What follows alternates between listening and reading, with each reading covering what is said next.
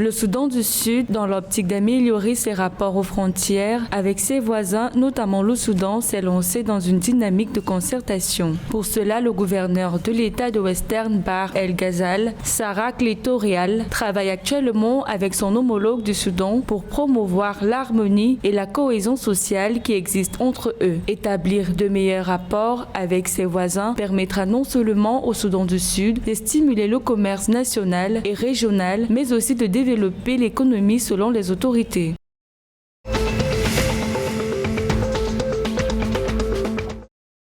Le 5 novembre 2022, la République démocratique du Congo et le Rwanda ont repris le dialogue pour atténuer les tensions qui existent entre eux. Ce dialogue s'est tenu à l'initiative du président angolais et président en exercice de la conférence internationale sur la région des Grands Lacs, Joao Lourenço. Rappelons que les deux pays sont en froid depuis le regain de violence dans l'est de la RDC en juin 2022 et l'appui supposé du Rwanda aux rebelles du M23.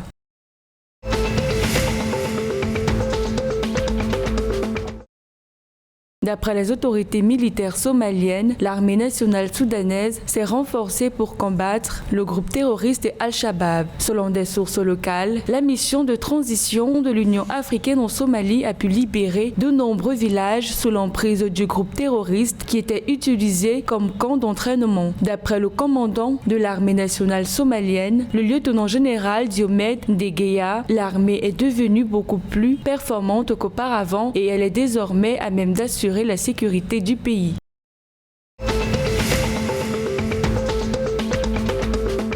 Le président kényan William Ruto a annoncé la levée de près de 25 milliards de shillings pour atténuer les effets de la sécheresse dans le pays. D'après le chef de l'État, 20 milliards de shillings ont été mis à la disposition du pays par les partenaires internationaux et 4,5 milliards issus des fonds publics. Pour le président kényan, ce geste permettra de pourvoir assez de nourriture et d'eau pour près de 4,5 millions de Kenyans.